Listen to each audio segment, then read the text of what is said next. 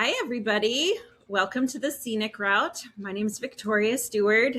And on this show, we talk about the pivots in life, what has shifted for us unexpectedly and maybe even sometimes expectedly and on purpose, and how moving in a like unexpected way or not a straight line way actually gives us such a more interesting and valuable experience in our lives than kind of like what we may have learned as kids that felt like it was a straight line, or if you're not traveling the straight line, it's not correct. And today I have the pleasure of talking to my friend Chetal Patel. We are actually also friends from Emily Fletcher's Evidence of Magic, like really magical container. Thank you, Emily Fletcher, for bringing all these amazing people together. And Chetal is going to tell us about how even the straight line might not even, or a curved road, it might be cycles that are in your life rather than like being on a road even. So Chetal, thank you so much for being here. And would you like to introduce yourself? Oh my, sure. Thanks, Victoria, for having me, first of all. I love that you started this. I know I connected with you and I said, the scenic route. Oh my God, this is my life. I was like, I can't wait to come on and speak to you. So really, the only way the introduction I have is that I am in my lifetime have just been in different phases of life. And so I am not a person who's ever followed the straight path. So, as I told you in my bio, I've spent 8 years on Wall Street. I spent 8 years teaching in a public school in New York City. I've spent 8 years sitting at home and that's staying at home and raising my children. And I'm in this phase of this next 8 years, I guess, where I'm deciding what to do next and still figuring it out. So I don't have anything that tells me that, hey, this is where I am and this is where I need to go. And I don't follow these A to B points really. It's always Yeah. been this route of like, well, where is life taking me? And so, yeah, I'm excited to share that with everybody today. Yeah. And it's so funny because we've known each other now for what, 3 years, more than 3 years. And I don't know if I like remembered all of these phases of your life just because we met in the kids phase of life. Um, and I think I love because in this kind of 8 year phases or cycles that you're talking about, to me, it also, because I love to read, it's like, oh, you're turning the chapter, or now you're in part two, part three, part four of the book, which is always exciting. um, but I am curious, as you like went into working in Wall Street and then changed track and moved into teaching, was there something in your life that kind of precipitated this like shifting, this pivot was, and then like were there similar things in your life that are kind of precipitating the different changes, or has it been different each time? So my first change, well, getting into Wall Street was really just following the straight line, right? I Mm-hmm. was expected to. My parents moved from India when I was 5 years old. I was an immigrant child. It was like work hard, study hard. You're here for this opportunity. You have to do well, right? So economically, like don't mess up. You have to get a good job, get a good, be in a good college. It was all of that. And I did all of that. I went to NYU and I studied finance. I hated every second of it. I had a pit in my stomach. And again, right, like I'm 18, 19. I am not listening to my intuition. I am not focused in on like, okay, this doesn't feel right, right? And I did that. I did that for 8 years, just because I had to. It was expected of me.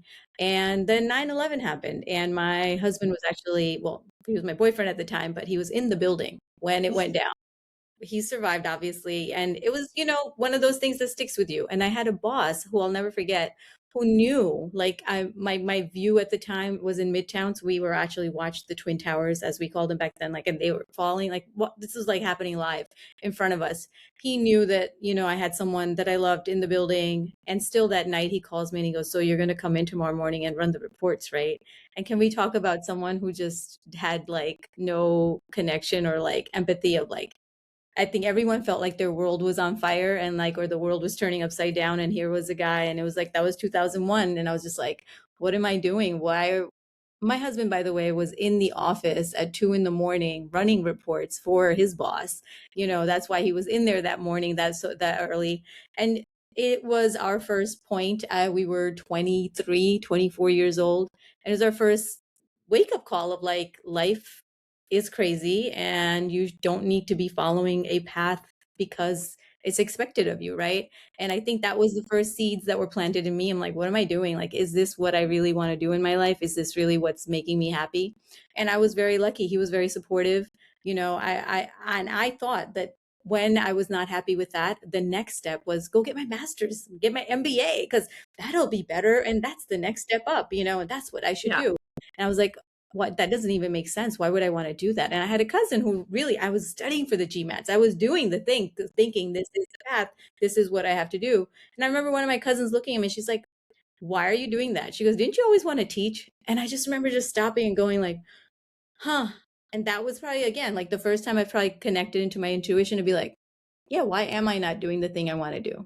And I had such pushback. I can't even tell you, Victoria. Like my entire family, you're going to leave 6 figures. Oh my God, you worked this hard to get this job. Oh my God, you worked this hard. You've already been promoted. Why would you? Why would you? I can't believe you are. And it was my husband who was just like, I got it. I mean, we joke about it now. I was like, I basically said, hey, babe, we're getting married. And I was like, so you got the bills? I'm going to go back to school. And he was totally like, yeah, go for it. And we wanted to have a family. And it was like, yeah, be a teacher. It was my way of giving back. And I remember I was an English learner, a language learner in school when I had first come from India. And so I was like, oh, sure, I'll be an ESL teacher. This is my way of giving back. This is what I'll do. And so I was like, all right, I'm going to go get a career transition. I got my master's in education, and I was like, that's the path I took next.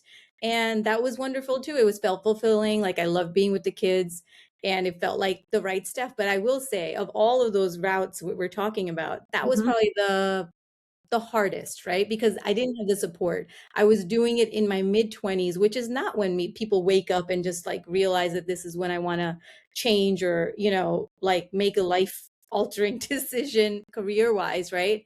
And a lot of people couldn't understand. Everybody was just like, why?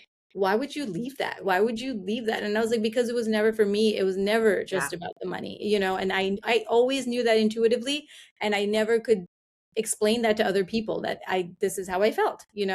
And so when the transition from education happened to staying home with my kids, it was also, again, it was part necessity, part I had been through a really rough infertility journey that when I had the kids, I was going to savor my whole time to be with my kids. And so that one felt a little easier to do because I was like, oh, I've already done it before. And then when I Yeah. came into the fourth transition of like, even after the kids, I was like, oh, now they're all back in school. What am I going to do? It's like, oh, I got into coaching and it was great. I found this program and it's like, it changed my life again. And I was like, oh, and I've noticed now, like if I look backwards, I've always followed these little breadcrumbs. It's always been this little spark of like somebody's conversation or something lit me up or something really like felt like, oh, this is the right thing I have to do now. And I'm so grateful that now that's the spark I follow and I get. I'm like, oh, sometimes that's what it is. That's what makes me figure out my next path. And I'm okay with that. Yeah. Yeah. Yeah. I do think it's so funny, like that first I was you're like, it's not normal for like in your mid 20s to be like, okay, this was wrong, right? Usually people wait until they're in their late 30s, 40s before they're like, why am I doing this to yourself and to myself? Yeah. But and also how sometimes you need that friend, that cousin to be like, what are you doing, right? And then amazingly having that support from your husband to be like, yeah, let's do this. This is great, right? Like do what you need to do. Yeah. Follow your heart. That's beautiful. And I do think it's interesting. It's almost like you've been practicing, right? Like you have that pivot muscle that you're building, right? The first one is hard. It's like whenever you start something new, and I don't know how you feel as a high achiever, high performer, probably, right? Like being bad at something feels like failure because you're so used to being good at something. And we forget, like, no, nobody is good at something when they first start. It's like you're really building that muscle and you've been practicing the like oh, let me start listening. What is as like that charm or that spark, that curiosity or that delight that you feel to like move to the next step and to listen to it and to try that new thing? Because right, like it's cool and you're trying and succeeding and also not holding on to staying there for that long. Yeah. And I think recognizing that was the biggest thing. It's like I didn't leave like at the peak of my career or the pinnacle and being like, I achieved this thing and now I must move on. It was never that.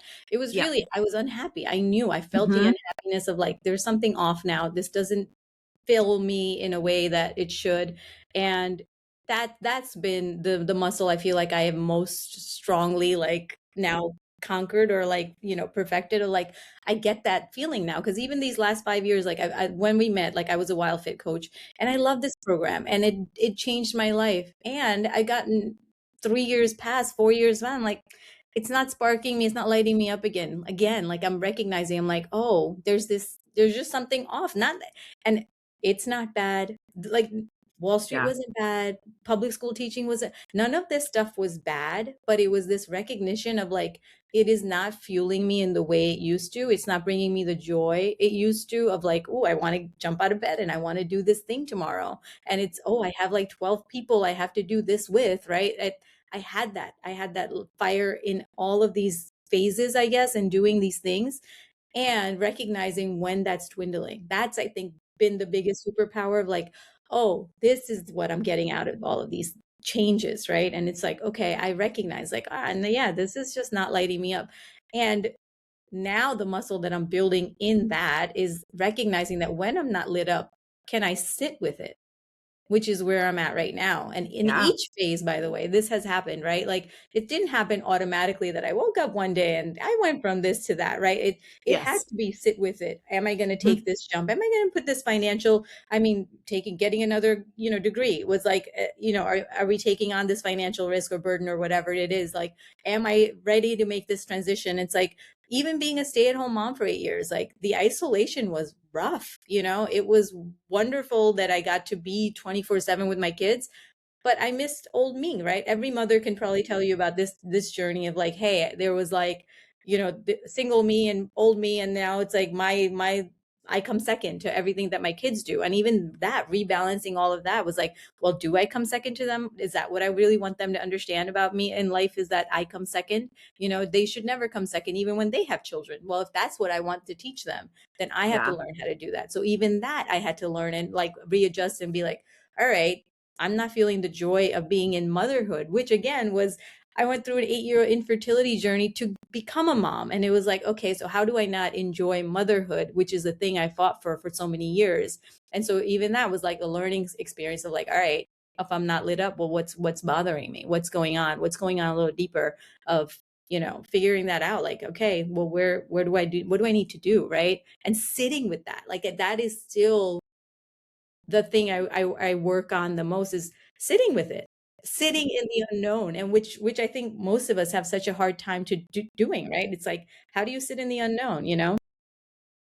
Is there, I know we've both meditated for a while now. I think you much longer than I have.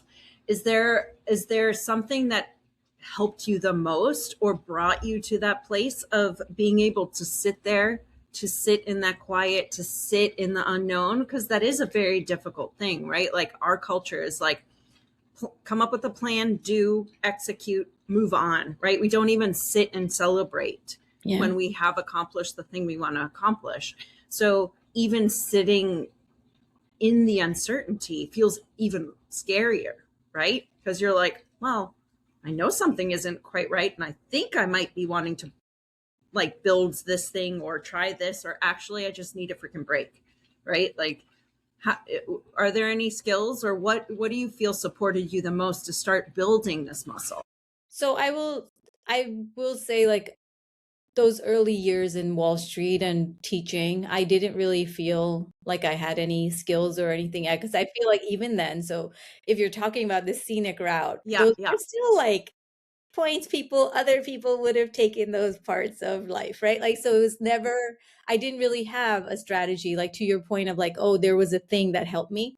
But really for me, it was this support in the beginning to be like, take this leap of faith to get into teaching, which was huge, right? But again, I was doing something that I loved. I felt like I was giving back. I was feeling like I did something really that brought me joy. But I really got to a point again at the end of my career, the last 2 years, there were a lot of administrative things happening that were out of my control. And then that again was taking away from my joy of just teaching with the kids. And that's when I knew again, it's like, okay, this is not bringing me joy again. I am not able to do the thing that is allowing me to, help the kids in the way I want to help the kids. And I have so many friends who are still teachers today who are still stuck. They're still I'm in I need my pension. I need, I already put in 15 years. I've already done this thing. So they are not able to kind of leave that track. And I remember it was only because I was already a career changer into teaching that I had that muscle. And I used to be the first one telling them, like, guys, this doesn't have to be your forever. You don't have to rely on this pension. You don't have to rely on this savings. Like, this is not your only thing you can do. Like, I was giving them that advice just because I had come from a place of making that tiny little career change as it was, right? Yeah. And they were like, oh, well, it's easy for you to say. And it's always like that, right? It's easy to kind of like point on to the other person. But I just remember having a knowing of like, no, I don't. I always had this in the back of my head. Like, I don't know if this is like a trick or like a thing that helps, but it was like, if you're on your deathbed, is this the story you want to tell? And I always remember, like, I've always thought that. And I'm like, if I'm on my deathbed, am I going to be happy that I'm in here for 20 years or I did this thing for whatever?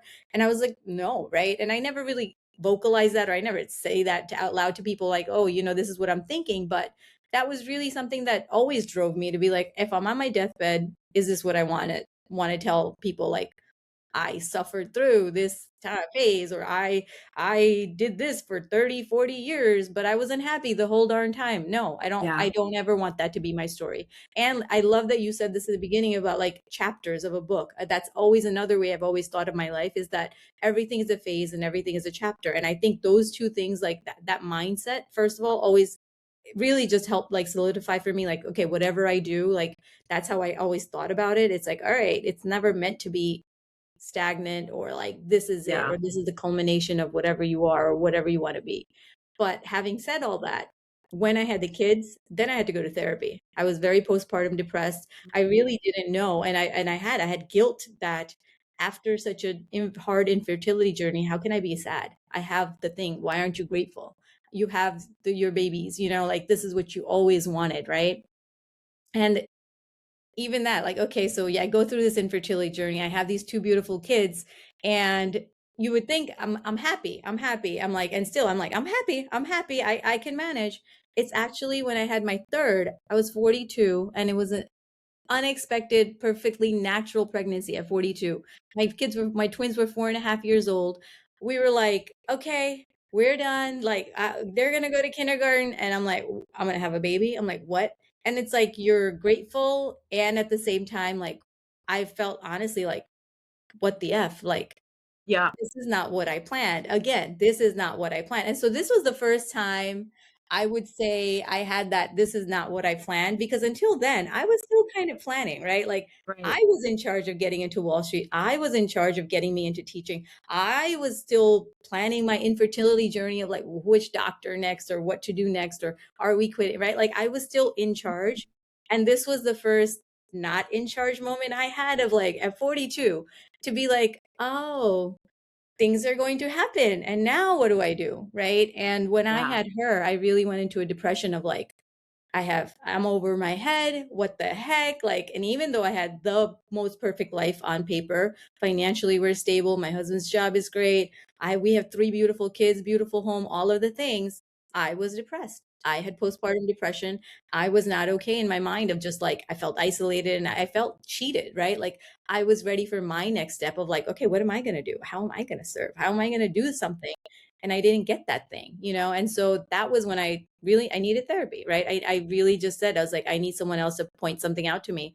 And the thing the therapist said that stuck in my head was because I was like, it's my husband's fault and it's the world's fault. It's everybody else's fault, right? And she was every day, every week, I would go see her and she would say, so he's like this, and this is like this, and this is like this. And what are you going to do about yourself? And I'd be like, huh. And I'd be like, oh, and then I go back next week and I start like, and then this one and this one and this one. And she'd be like, and so what are you going to do about it? And so what are you going to, I'm like, all right, so thousands of dollars later, took away is what am I going to change about myself? I have zero control over anybody else in this world, right? Lo and behold, that's really when I found Emily Fletcher and meditation. And I knew I was overweight. I didn't eat well. I didn't sleep well. I wasn't taking care of myself. I knew all of that. I needed to exercise and I couldn't get myself to do any of it. I was just like, like I was just so frozen. And Emily Fletcher comes along. It's like, the meditation, close your eyes and sit for 15 minutes, say a word to kind of ground yourself. And I'm like, she just wants me to sit for 15 minutes. Is this really so hard?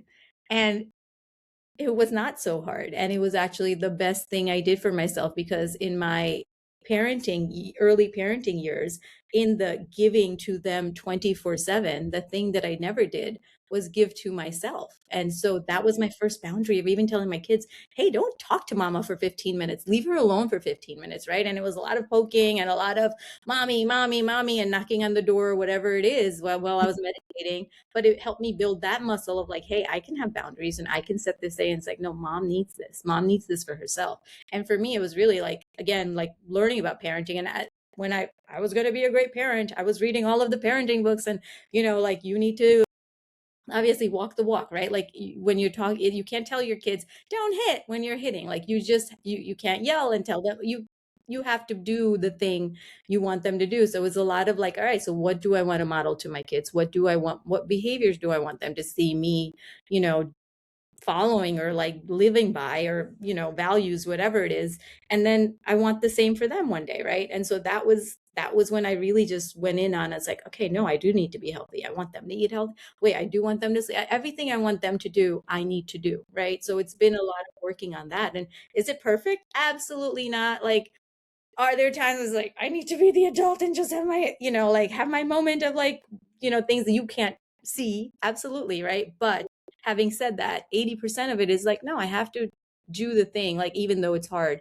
And so it's working on my emotional regulation. It's been my diet, my exercising, all of that, because it's like, hey, you're going to only do what you see me do. Right. So for me, if I had to go back, I'd have to say the therapy really helped me make that switch. Then it was meditation. And then it was my diet change and WildFit, and which made me get into coaching. And again, the coaching reignited that, okay, one of my fundamental core values is teaching and learning and growing. Like I love to learn. I love taking classes. I love to find a Victoria and an Emily and people that I can be like, how can I learn that? Like, what can I learn from you? Like, how can we have a conversation about something? And that didn't change, right? Like, and that I've recognized, like, I've actually, like, if I look backwards, even in my Wall Street years, that's really what I did. I would put together a process and then I'd have to teach it to the group to be like, hey guys, look, I improved the process. This is what we're doing.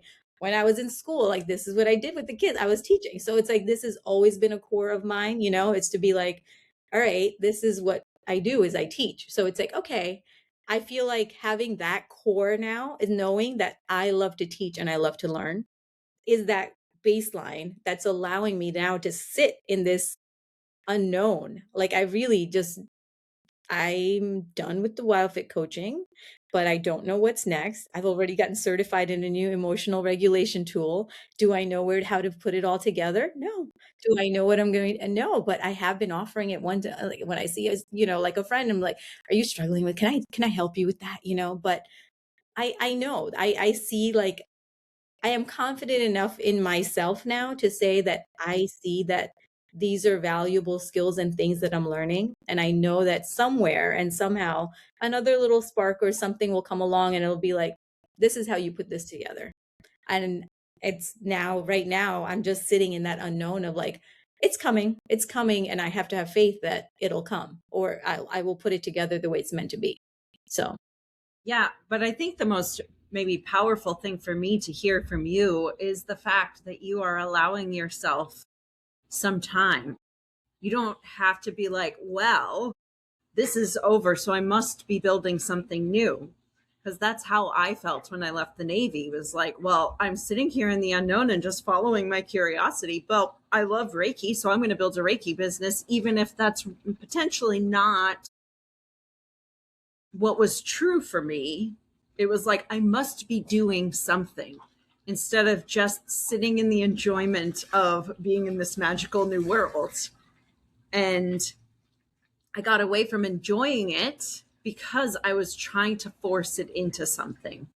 And you are allowing yourself to enjoy this time of loving this, trying it out, being with your kids, being ready to celebrate a big milestone year, visiting with friends, right? Like, you don't have to be doing right. Yeah. And I think that's such a hard lesson for all of us, right? Like, and please don't get me wrong, this is still hard, right? It's not something because this muscle is still being built for sure. But I recognize that, okay, this is just as important as the run, run, run, do, next thing, right? Like, and I said, I go, for me, this happened at 42. Like when I had my daughter, it was my, it's think of at 42 is my first time in my life that life handed me something unexpected and said, deal with it. Right? Like the infertility journey, yes, it was also the same. Like it was probably that was probably the first one, but the infertility journey, I had control, right? Like I could have chosen, my husband and I could have chosen that we don't want to continue on, or we accept that we can't have children, or whatever it was, right? But we still, like there was like it was 8 years of us going, no, no, no, this is what we want. No, no, no, we will find the next person to help us, right? Like it was us continuing on this path and having a little bit of control of like, well, where do we want to guide that path? Right? And I always had that. I had that in Wall Street. I had that in teaching. I had that in the infertility journey. I didn't have it when I became a parent, right? Well, because now it's like they control. And I didn't have it when I became pregnant unexpectedly. And now I had 3 kids. And it was like, oh, now is this is not what I wanted. And this is not how I expected it to go. And am I in over my head? Which a lot of days I do feel like, okay, three outnumbers the two. And it's like, this is a lot, and as they get older and as they become their own humans and they need their own time and they need their own attention and they need their own validation and all the things, it's like sometimes I feel I'm stretched thin and like, do I have enough capacity to give what they're all needing, and I was like, am I doing them a disservice did I do them a disservice because I have 3 versus 1 or 2 or whatever I think I can handle? And there's obviously no right answer, but again, like I'm in the thick of parenting and these are the things I think about, right? And again, having had them, my new normal now really is, what do I want to model for them? If when they're Yeah. 42, how do I want them to deal with this? If when they're 18, how do I want them to deal with this? And when I look at anything from that lens, I want them to see their life is always a chapter, right? It's in chapters. I Yeah. want them to see that there's going to be times that, hey, you're going to sit in the unknown. There's going to be times when life makes the decision for you, and how are you going to react, right? And so it that really just drives everything I do, and it makes it okay for me to be uncomfortable right now, right? It makes it okay for me to sit in this muck, because one day when they're sitting in the muck, I could sit there and say, remember when mom sat in the muck? Or can I tell you about the time I had to sit in the muck? And Yeah. you remember, like I used to ask you all the time, like, what are you grateful for? Because I was like, that's the thing that reminded me that actually life's not that bad, it's not that crappy, right? And so that's really my driving question of like, what makes you do that? And that is the thing that makes you do it. And then I always say, I was like, the thing about teaching is also like, it's not just for my kids, right? Like this lesson is for everyone, and it's everyone is my child or not my child or my friend or whatever. And so these are lessons for everyone to learn from and grow from and be like someone else. And I always said this, I go, if you ever, it's like, we're 8 billion people on the planet, and then the thousands of lives before us. There is nothing that you personally are going through that someone else has not experienced before. It's just learning to connect or find that story to validate and recognize in yourself that I am not alone and I am not by myself and this is not unique, right? Like what you're talking, like when as soon as we talked about like the scenic route, like we're laughing. I was like, oh my gosh, we're not the only ones, right? Yeah, we're not the only ones. There are so No. many of us who don't recognize that, hey, we're on this scenic route and we're not aware of it, or we probably need to be on this scenic route and get off this straight line, whatever unhappiness that I think is expected of me, right? Yeah, exactly. And I love the point that like you're modeling to your kids, to all the people around you, that it's you, right? You can control yourself, your own experience. You can't do anything about what's happening outside of you, which I think is a hard thing right now, especially in our world, right? Because so much is happening outside of ourselves that can feel so disruptive. Maybe we disagree with, maybe we really agree with, that then we allow that to impact what's happening to us. And like sometimes the most powerful thing you can do is to be okay yourself and show that, right? Or feel your 1000. feelings and everybody can see that, hey, I can feel my feelings and like do that safely and do that responsibly. And feeling my feelings doesn't turn me into like a lunatic or a monster, right? Like, and then we do the things or don't do the things, whichever is right for you. Yeah, 100%. And I love that. And I'll be the first to say, I am glued on Instagram some nights. If it was up to my husband, he'll probably say most nights. But like, this is the thing. I still do get overwhelmed. I do get sucked into this is what's happening in the world. And oh my God, this sucks and all of that, right?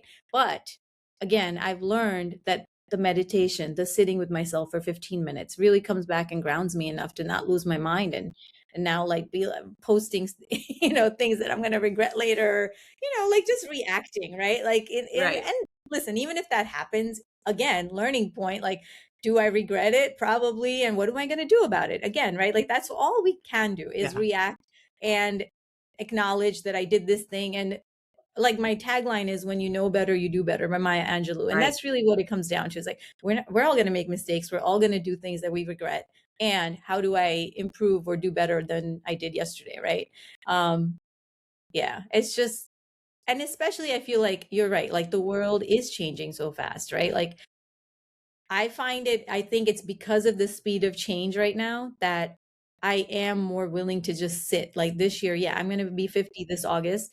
And it's been like, I've had a thing in my head. Well, how do I not know what the heck I'm doing? Who am I? If I don't know, I don't know who I am or what I do at 50. That's the truth of it, right? Because I have changed so much. And does that mean that that I'm done? Like, this is it. There's nothing else for me to provide or like offer the world. No. Right. And this is the thing, but it's like, sitting in the, well, what am I doing next? I don't know. I don't know. I really just don't know. But can I be grateful for the fact that I'm healthy? Can I be grateful for the fact that I am sane 80% of the time? Can I be grateful for the fact that I have these tools and I have a home and I have health and, all of the things, right? That we have. And yeah, so gratitude again is another probably a big practice of mine of being like, all right, just like two things or one thing, just say something you're grateful for. Like when you feel overwhelmed, it's like, how can I just come back to myself to be like, okay, grateful, grateful for this. This is the, thank you for this, right? And just stay more on the positive than the negative, I guess.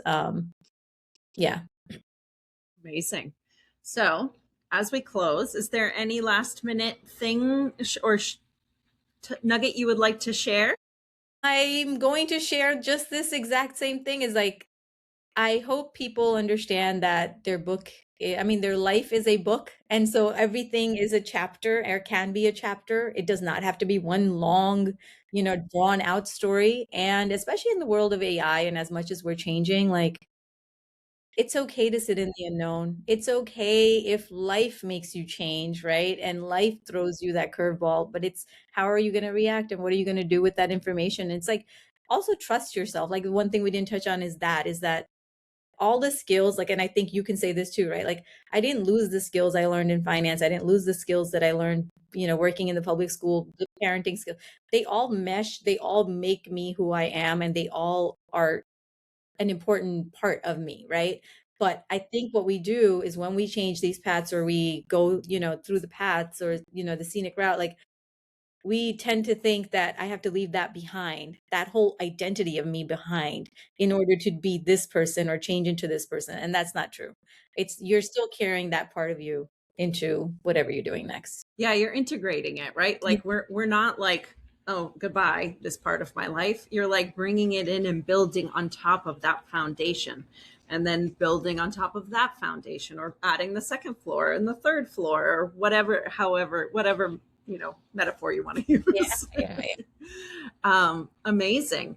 So, if people would like to keep in touch with you and follow as you figure out what you're going to do next, I believe Instagram is the best place. You For share now, your yes, handle, absolutely. and we'll Yep. put it in the show notes as well. Yep. It's at Chetal P. Patel. So ChetalPatel. And that's also my Gmail account if you just want to private message me or email me. So it's chetalppatel@gmail.com. It's not a secret. So either way, you can keep in touch. And I've gone through Wild Fit with Chetal, and it was awesome. So she's an amazing coach and a beautiful person to bounce ideas off of. So thank you so much for being here. Thank you, everybody who was here live or are watching or listening, the replay and the recording. And we'll see you soon. Yeah. Bye. All right. Bye.